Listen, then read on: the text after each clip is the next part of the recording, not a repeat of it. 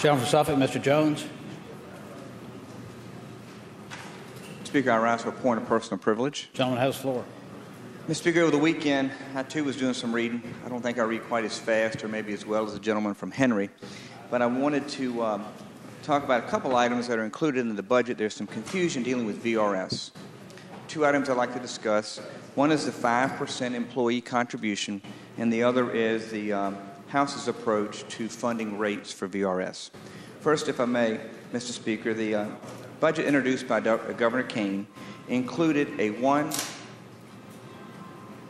and 2% employee contribution by the state employee in 11 and in 12. And he also included language that would allow local governments at their option to require existing and future employees after July the 1st, 2010, to pay their 5% share. Well, the good news is the House took out the 1% and 2% that Governor Kaine had included. The Senate left it in. And the House clarified the language that was included in Governor Kaine's proposal that would give options to the local governments to be able to charge current employees a portion from 0 to 5% of their share of their contribution. This was a request from many local school superintendents and local government leaders, I understand. And this would allow them maximum flexibility in dealing with their current budget shortfalls. For example, instead of lieu of layoffs, they could do straight salary reductions, or they could require existing employees to pay a portion of their contribution. The next thing, Mr. Speaker, that I've been hearing is that we're going to raid, we're going to borrow, and we're going to transfer money from VRS to balance this budget. The House and the Senate and the Governor all agreed generally to a number on reduced payments for VRS. The Senate actually included a little bit lower rate, and they did fund part of the unfunded liability. What I'd like for the body to understand is that the VRS is funded two ways: through benefits that we pay on behalf of the employee, that would be the rates that we would pay, and also from earnings. Earnings represent about 68% of the fund's value, and they increase whether we contribute or not. Back in 2002, I'm not sure everyone in the body knows this, they all voted on the budget that were here, we actually took a holiday and did not pay the state's employer share for our employees. And you know what happened? 2 years later, we were 104% funded.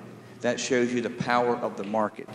So what we currently are dealing with is a situation where we could have made more cuts in health care, more cuts to education, but we decided the prudent course of action was to pay the normal rate of retirement, but to suspend the 20% of the actuarial liability unfunded per the actuary.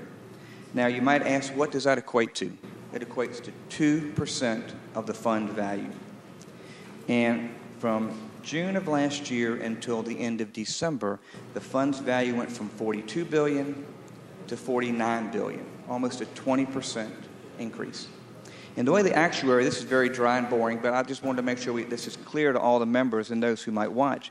The way the actuary works, he takes a 30-year amortization, he does a 7.5% return, and he calculates a 3% cost of living adjustment. Well, a couple things have happened. We had about an 18% return calendar year in 2009. We haven't funded a COLA because we've had negative inflation, I guess you would call it. And so those two are pluses on the side of the fund itself. And the benefits that we pay out annually are about $3 billion from VRS. Earnings alone this year will exceed about $3.5 billion. And then you add the normal rate that we will fund, there'll be about $4.5 to $5 billion going into the fund to pay rates of about $3 billion. So as you can see, even without doing the unfunded liability piece, the fund itself will grow. And I'll be glad to answer any questions that members might have offline, but I just wanted to make sure that we were clear as to what we, the House, did and why we did what we did, which I think was the prudent course to take. And as a side note, there are two states that pay the employees' share for their retirement: North Dakota and Virginia. And some of our surrounding states do not even have a cost of living for their retirees. And the one thing I want to commend the chairman of Appropriations on, Governor's Kaine budget also took away the match for the defined contribution plan or your deferred comp. We reinserted that, which we felt was critically important for our employees because that augments their defined benefit. And last year we had about 50,000 people doing that defined contribution, and we have roughly 347 members of VRS. So I thank you very much for your time and appreciate it. Thank you.